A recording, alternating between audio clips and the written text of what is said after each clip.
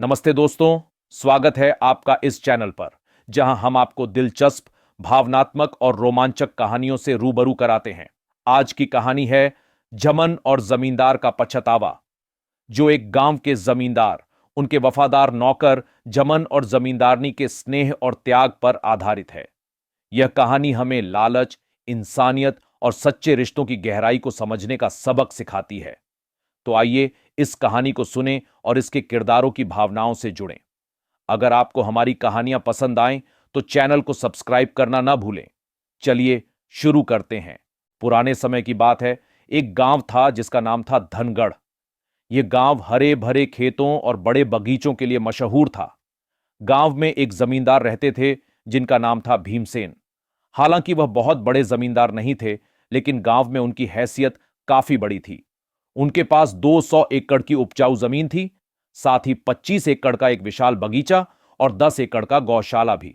पर गौशाला में बस 10 ही गायें थीं। भीमसेन का परिवार छोटा था। उनके साथ उनकी पत्नी कमला रहती थी और एक बेटा था जो शहर में रहकर पढ़ाई करता था। भीमसेन के पास कुल 4 कामगार थे। एक खेती की देखभाल करता, दूसरा बगीचे की, तीसरा गौशाला की देखरेख करता और चौथा घर के कामों में मदद करता। पर भीमसेन की सबसे बड़ी पहचान थी उनका कंजूसी स्वभाव। उन्होंने 4 नौकर तो रखे थे, लेकिन किसी को भी कभी पगार नहीं देते थे। हैरानी की बात यह थी कि उनके ये चारों नौकर बिना तनख्वाह लिए लगातार 5 सालों से काम कर रहे थे। इनमें से किसी ने भी कभी शिकायत नहीं की। भीमसेन खुश थे कि उन्हें इतने ईमानदार नौकर मिल गए जो बिना पैसे लिए काम करते हैं। लेकिन कमला को इन नौकरों का सच पता था। उन्हें मालूम था कि कोई भी इंसान मुफ्त में 5 साल तक काम नहीं कर सकता। उन्होंने कई बार इन मजदूरों को चोरी करते हुए पकड़ा था। वे चुपचाप घर के लिए खाने पीने की चीजें ले जाते थे। फिर भी कमला ने कभी उन्हें रोका नहीं। उन्हें पता था कि ये सभी मजदूर बाल बच्चेदार हैं और अपने परिवार का पेट पालने के लिए मेहनत करते हैं। उनका मानना था कि अगर वे चुपके से थोड़ा बहुत ले जाते हैं तो इसमें कोई बड़ी बात नहीं। कमला के इस नरम दिल और समझदारी ने इन मजदूरों को कभी घर छोड़ने पर मजबूर नहीं किया। जमींदारनी कमला की दयालुता और सहृदयता के कारण नौकर उनके प्रति बेहद सम्मान और श्रद्धा रखते थे। सबको पता था कि कमला भले ही सब कुछ जानती हैं, लेकिन अपने दिल की कोमलता से कभी किसी को नुकसान नहीं पहुंचाती। घर का काम संभालने वाला नौकर जमन भी जमींदारनी का बहुत आभारी था। एक बार जमन की पत्नी गंभीर रूप से बीमार पड़ गई।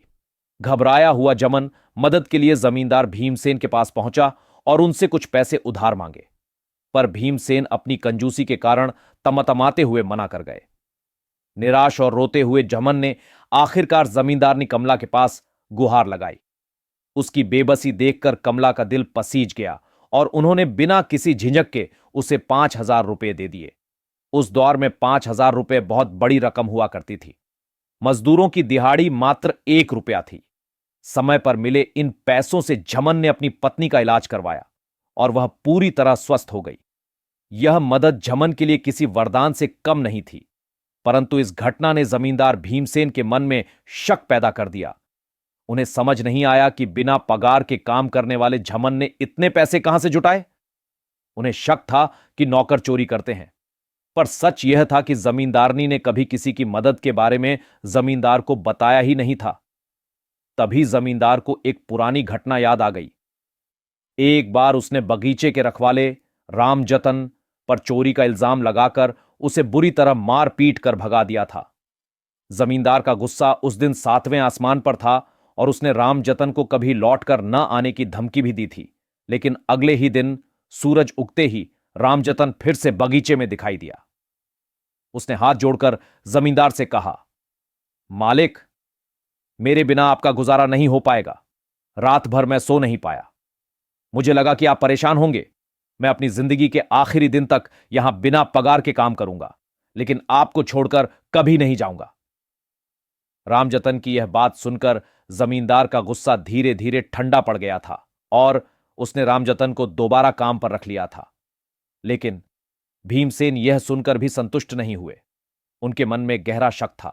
उन्होंने सोचा, दुनिया में ऐसा ईमानदार इंसान हो ही नहीं सकता।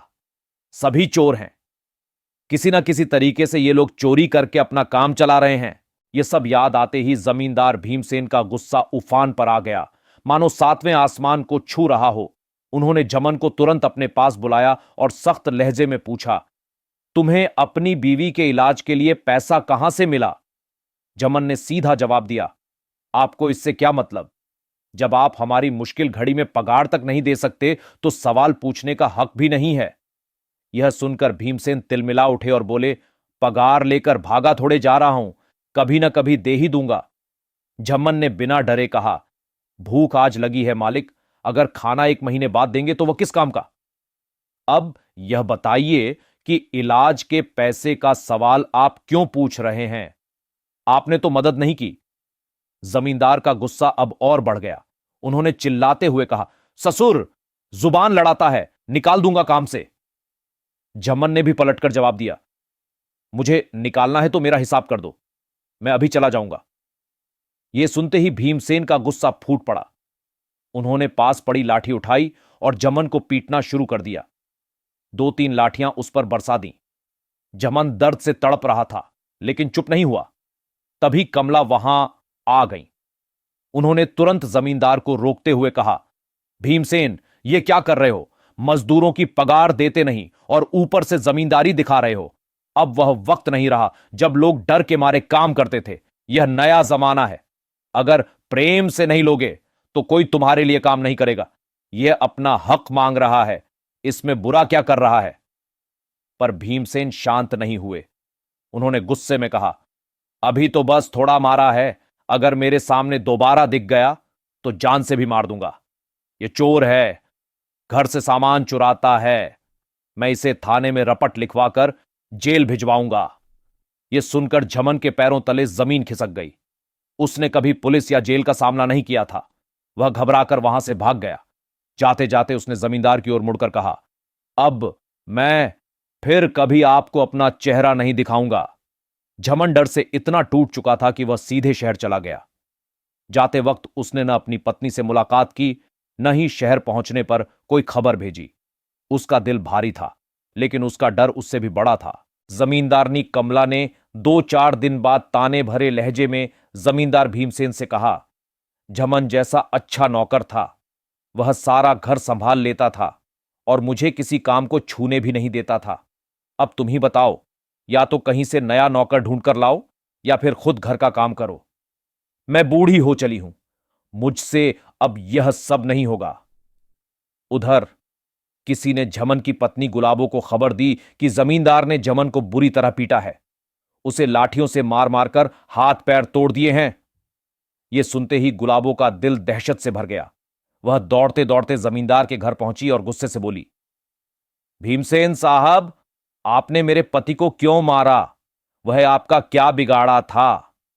जमींदार थोड़ा असहज होकर बोले, अरे मैंने मारा नहीं है, बस थोड़ा डांट दिया था। गुलाबो गुस्से से बोली, हमें सब पता चल गया है कि आपने उसे लाठियों से पीटा है और उसका हाथ पैर तोड़ दिया है। भीमसेन झूठ पर झूठ गढ़ते हुए बोले, अरे नहीं, इतना कोई मारता है क्या? तुमने खुद उसे देखा भी नहीं? गुलाबो ने आंखें लाल करते हुए कहा, तो मैं इसीलिए आई हूं। मेरे पति कहां हैं? उन्हें बुलाइए, मैं उनसे मिलकर खुद सच्चाई जानूंगी। भीमसेन ने झूठ बोलते हुए कहा, वह तो 5 दिन पहले यहां से घर के लिए चला गया था।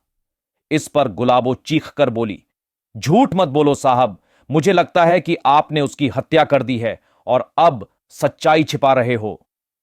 भीमसेन हड़बड़ाते हुए बोले, अरे तुम यह क्या कह रही हो? भला मैं ऐसा क्यों करूंगा? मैंने उसे नहीं मारा। गुलाबो ने ठान लिया और बोली, अगर आपने उसे नहीं मारा है तो मेरे पति को लौटा दो। वह घर क्यों नहीं पहुंचा? भीमसेन ने सफाई देते हुए कहा, मेरी बात मानो, वह सच में यहां से चला गया। गुलाबो ने तंज कसते हुए कहा, मेरा घर कोई 100 कोस दूर नहीं है जो उन्हें घर पहुंचने में महीना लग जाएगा। अगर आप मेरे पति को नहीं लौटा सकते तो मुझे मजबूरन थाने में रपट लिखवानी पड़ेगी। थाना और रपट का नाम सुनते ही जमींदार भीमसेन के होश उड़ गए। उनके पैर कांपने लगे। उन्होंने सोचा, अगर कानून के चक्कर में फंसा तो ना सिर्फ मजदूरों की पगार देनी पड़ेगी बल्कि दंड और जेल भी हो सकती है। जमींदार भीमसेन यह बात सुनते ही बिल्ली बन गया। उसका गुस्सा अब पूरी तरह डर में बदल चुका था। चेहरे की कठोरता कहीं गायब हो गई। गुलाबों के आरोपों और उसकी मजबूती ने उन्हें सहमा दिया था। अपनी झूठी अकड़ को छुपाते हुए उन्होंने नरम लहजे में कहा, बेटिया, तुम बेवजह नाराज हो रही हो। झमन तो नाराज होकर कहीं चला गया है। हम उसे 1-2 हफ्ते में ढूंढ निकालेंगे। देखो ना, उसके बिना घर का सारा काम अस्त व्यस्त पड़ा है। सच मानो, झमन जैसा नौकर तो कोई और हो ही नहीं सकता। हम उसे जरूर तुम्हारे पास लेकर आएंगे। जमींदार ने अपनी बात को और नरम बनाते हुए कहा, फिलहाल तुम मेरे से 5,000 रुपये ले जाओ। यह उसका बकाया पगार है, और अगर पैसे की और जरूरत पड़े तो बेहिचक चली आना। समझो, यह घर तुम्हारा ही है। गुलाबों ने यह बात सुनकर ऊपर से तो हामी भर दी, लेकिन उसके मन में गहरी शंका थी। वह सोचते हुए अपने घर लौट आई। रास्ते भर उसके मन में एक ही सवाल घूमता रहा, क्या जमींदार ने सच में झमन को मार दिया है? घर पहुंचकर उसने सोचा, अगर मैं जमींदार के खिलाफ कोई केस करती हूं तो क्या होगा? वह बड़ा आदमी है। मेरे पास कोई सबूत भी नहीं है। अगर गलती से उसने झमन को मारा नहीं हो और वह कहीं डर के मारे छुप गया तो हो सकता है कुछ दिनों में लौट आए। गुलाबों ने अपने मन को समझाया, चालाकी यही है कि इस वक्त सीधे कोई बड़ा कदम न उठाया जाए। जैसे अगर पैर कहीं फंस जाए तो उसे धीरे धीरे निकालना चाहिए। झटके से निकालने पर टूट सकता है। जमींदार जो भी पैसा दे रहा है वही सही है। उधर जमींदार भीमसेन के दिल में अलग ही चिंता घर कर गई। उनके मन में ख्याल आया, झमन आखिर गया कहां? क्या उसने आत्महत्या तो नहीं कर ली? अगर ऐसा हुआ तो मैं बड़ी मुसीबत में फंस जाऊंगा। डर और चिंता ने जमींदार को बेचैन कर दिया था। जमींदारनी कमला ने गंभीर स्वर में कहा, अब जो होना था वह हो चुका। अब किसी ज्योतिष या पंडित से सलाह लेनी चाहिए। शायद वही हमें यह बता सके कि झमन जिंदा है या नहीं। जमींदार भीमसेन ने भी हामी भरते हुए कहा, तुम सही कहती हो। हमें किसी ऐसे आदमी की तलाश करनी चाहिए जो इस गुत्थी को सुलझा सके। काफी पूछताछ और तलाश के बाद उन्हें पता चला कि पास के गांव के मशहूर विद्वान विरजिन पंडित का दत्तक पुत्र दुर्जन एक कुशल ज्योतिषी है। भीमसेन को विरजिन पंडित की विद्वता और सच्चाई के बारे में पता था, लेकिन उन्होंने दुर्जन से कभी मुलाकात नहीं की थी। दुर्जन को जमींदार के घर बुलवाया गया, पर दुर्जन का स्वभाव अपने पालक पिता से बिल्कुल अलग था। वह एक नंबर का धूर्त और लालची था। असल में वह विरजिन पंडित का सगा बेटा भी नहीं था। विरजिन ने उसे कहीं अनाथ अवस्था में पाया था और उसे अपना लिया था। हालांकि दुर्जन ने पंडित जी के साथ रहकर बहुत कुछ सीखा था, लेकिन उनके सिद्धांतों को कभी अपनाया नहीं। जहां विरजिन पंडित कभी किसी से पैसे की मांग नहीं करते थे, वहीं दुर्जन बिना पैसे लिए किसी की भविष्यवाणी तक नहीं करता था। उसका नियम था, पहले पैसा फिर भविष्य, और अगर भविष्यवाणी गलत हो जाए तो जिम्मेदारी उसकी नहीं। जमींदार से मिलने पर दुर्जन ने पहले अपनी फीस के रूप में पैसे जमा करवाए। फिर उसने कहा, मैं कल उस जगह की जांच करूंगा जहां यह घटना हुई, उसके बाद ही कुछ कह सकूंगा। दूसरे दिन दुर्जन जमींदार के घर आया। उसने उस स्थान का मुआयना किया जहां जमींदार ने झमन को डंडे से पीटा था। वहां से उसने थोड़ा मिट्टी उठाया, कुछ देर तक मंत्र बुदबुदाया और मिट्टी पर फूंक मारी। इसके बाद उसने गंभीर आवाज में कहा, घोर अनर्थ हुआ है। झमन अब इस दुनिया में नहीं रहा। जमींदार साहब, आपने गरीब को मार डाला। यह पाप आपको भारी पड़ेगा। दुर्जन की यह बात सुनते ही भीमसेन के चेहरे का रंग उड़ गया। उन्हें लगा कि उनका सबसे बड़ा डर अब सच हो चुका है। कमला के चेहरे पर भी चिंता की लकीरें खींच गईं। घर में एक गहरा सन्नाटा पसर गया। जमींदार भीमसेन ने घबराते हुए दुर्जन पंडित से कहा, पंडित जी, शांत रहिए। अब जब आप सच जान ही गए हैं तो इसे छिपा कर रखिए। मैंने उसे मारने का इरादा नहीं किया था, बस डांटा था और फिर वह यहां से भाग गया। दुर्जन ने गंभीर स्वर में जवाब दिया, जमींदार साहब, यहां से जाने के बाद उसने आत्महत्या कर ली है। यह सुनकर भीमसेन के होश उड़ गए। वह घबराकर अपनी गद्दी के नीचे से 2,000 रुपये निकाले और दुर्जन के हाथ में थमाते हुए बोले, पंडित जी, अब मेरी इज्जत आपके हाथ में है। इस बात की भनक किसी को भी नहीं लगनी चाहिए, खासकर उसकी पत्नी को। दुर्जन ने पैसों को जेब में डालते हुए मुस्कुराकर कहा, जमींदार साहब, आप निश्चिंत रहिए, यह बात किसी को भी नहीं पता चलेगी। बस आपकी जेब गर्म होती रहनी चाहिए, तभी आपका कल्याण होगा। फिर अपनी चालाकी भरी आवाज में दुर्जन ने कहा, अगले महीने पूर्णिमा के दिन हम एक विशेष पूजा करेंगे, तभी आप जमन की प्रेतात्मा के कोप से बच पाएंगे, वरना उसकी आत्मा आपका सर्वनाश कर देगी। भीमसेन हड़बड़ाते हुए बोले, पंडित जी, मेरी इज्जत और जान बच जाए, बस वही उपाय कीजिए, पैसे की चिंता मत कीजिए। दुर्जन ने शातिर हंसी के साथ कहा, जमींदार साहब, आप समझ लीजिए कि मैं आपको बहुत सस्ते में निपटा रहा हूं। अगर यह किसी और ने किया होता तो वह सीधे जेल जाता। जेल में तो प्रेतात्मा उसे चैन से नहीं रहने देती, लेकिन मैं आपको न केवल जेल से बचा रहा हूं, बल्कि हत्या के दोष से भी मुक्ति दिला रहा हूं। अब पूजा और अनुष्ठान के लिए 10,000 रुपए और दे दीजिए। पूर्णिमा का दिन अच्छे से याद रखिए, बस तभी सब ठीक होगा। पुजारी ने गंभीर स्वर में कहा, मानो कोई अटल नियम सुना रहा हो। भीमसेन ने पसीने से तरबतर होते हुए कहा, जो भी करना है पंडित जी, जल्दी कीजिए, मेरी सुरक्षा आपके हाथ में है। दुर्जन ने अपनी दक्षिणा और पैसे समेटे और गद्दी से उठते हुए बोला, आप निश्चिंत रहे, मैं सब देख लूंगा, बस यह बात यहीं दफन रहे। पैसों का थैला लेकर दुर्जन वहां से चला गया, लेकिन जमींदार के दिल और दिमाग में डर और बेचैनी का तूफान मच गया। अगले दिन गुलाबो फिर से जमींदार भीमसेन के घर जा धमकी। उसकी आंखों में उम्मीद और गुस्सा दोनों झलक रहे थे। उसने सीधे सवाल किया, जमींदार साहब, क्या आपने मेरे पति का कोई पता लगाया?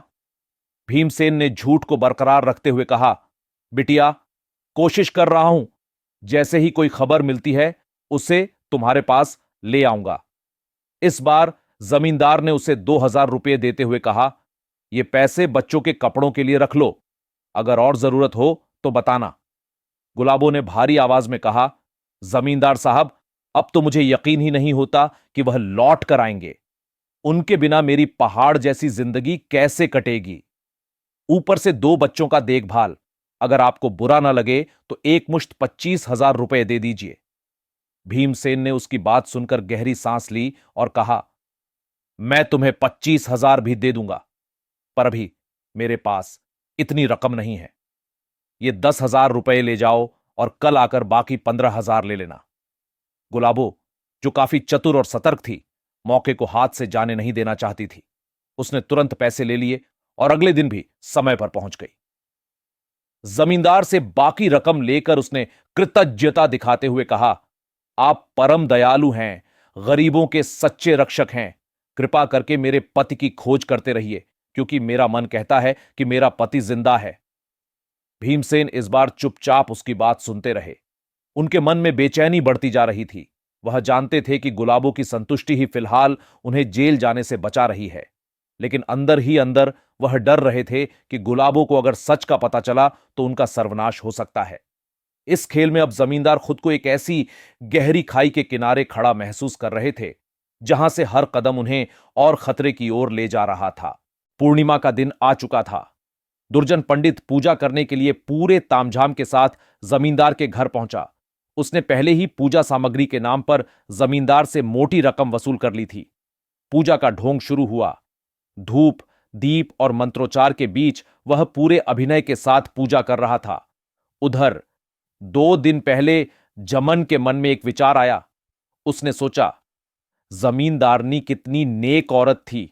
वह मुझे अपने बेटे की तरह मानती थी और मैं क्या कर बैठा, भाग आया। कहीं मेरी पत्नी ने जमींदार और जमींदारनी पर कोई केस कर दिया होगा तो साला जमींदार फांसी चढ़ जाए, उससे मुझे कोई फर्क नहीं पड़ता।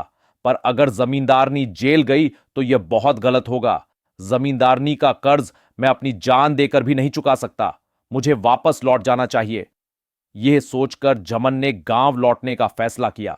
इधर पूजा के दौरान जैसे ही झमन जमींदार के घर के पास पहुंचा, संयोगवश वह उसी जगह खड़ा हो गया जहां पूजा हो रही थी। भीमसेन की नजर अचानक झमन पर पड़ी और वह घबराकर खड़ा रह गया। दुर्जन, जो झूठी पूजा में व्यस्त था, ने भी झमन को देख लिया, लेकिन वह ध्यान मग्न होने का नाटक करने लगा। तभी जमींदारनी कमला ने तेज आवाज में कहा, पंडित जी, अब बहुत हो चुका।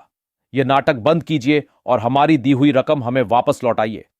आपका यह ढोंग अच्छे भले इंसान को भी पागल बना सकता है। यह सुनते ही दुर्जन का सिर शर्म से झुक गया। उसकी चोरी अब सबके सामने उजागर हो चुकी थी। वह, जो अब तक लोगों को प्रेतात्मा और भय दिखाकर मोटी रकम वसूलता था, आज खुद पकड़ा गया था। पूजा अधूरी रह गई। जमींदार और जमींदारनी की नजरें अब झमन की ओर मुड़ी। कमरे में एक अजीब सन्नाटा पसर गया था। जमींदार भीमसेन ने अपनी इज्जत बचाने और दुर्जन पंडित से वसूले गए पैसों की भरपाई करने के लिए उसे अपने घर बंधक बना लिया। दुर्जन, जो हमेशा अपनी चालाकी पर इतराता था, अब पूरी तरह लाचार था। जमींदार ने उससे सभी पैसे वसूलने के बाद ही शाम को उसे छोड़ दिया। उधर जमींदारनी कमला का दिल खुशियों से भर गया, क्योंकि उनका प्यारा नौकर झमन वापस लौट आया था। झमन ने भावुक होकर जमींदारनी से कहा, आपके प्यार और स्नेह ने मुझे वापस आने पर मजबूर कर दिया। सच कहूं तो मैं आपको अपनी मां मानने लगा हूं। आप जैसी नेक इंसान को दुखी देखकर मेरा मन कभी नहीं मान सकता। आपने मेरे लिए हमेशा वही किया जो एक मां अपने बेटे के लिए करती है। उसने आगे कहा, आपसे वादा करता हूं कि जब तक आपकी जिंदगी है, मैं कभी कहीं नहीं जाऊंगा। आपके साथ हमेशा रहूंगा। कमला की आंखें इस वचन को सुनकर खुशी के आंसुओं से भर गईं। उन्होंने झमन को अपने आशीर्वाद से नवाजा और कहा, तुमने मुझे सच्चा सुख दिया बेटा। इस पूरे घटनाक्रम ने जमींदार भीमसेन को अपनी गलतियों का गहराई से एहसास कराया। उन्होंने सोचा, थोड़े से पैसे बचाने के लालच में मैंने कितना बड़ा जोखिम उठाया। मेरी यह कंजूसी मेरे और मेरे परिवार के लिए कितनी भारी पड़ सकती थी। इस अनुभव के बाद जमींदार ने एक बड़ा फैसला लिया। उन्होंने सभी नौकरों को नियमित रूप से उनकी पगार देना शुरू कर दिया। उन्होंने अपने मन से यह बात पूरी तरह निकाल दी कि बिना मेहनताना दिए वफादारी खरीदी जा सकती है। प्यारे दोस्तों, यह थी आज की अजीबोगरीब कहानी। अगर आपको यह कहानी पसंद आई तो कृपया कमेंट में अपनी राय जरूर बताएं और इस वीडियो को अपने दोस्तों के साथ शेयर करें। हम उम्मीद करते हैं कि आपको हमारी आज की यह कहानी पसंद आई होगी। अंत में आपसे एक बार फिर अनुरोध है कि हमारे चैनल को सब्सक्राइब करें और साथ ही घंटी के बटन को दबाएं ताकि आपको हमारे आने वाली सभी वीडियो का नोटिफिकेशन मिलता रहे। मिलते हैं एक नई कहानी के साथ। तब तक अपना और अपने अपनों का ख्याल रखें और हमेशा खुश रहें। धन्यवाद।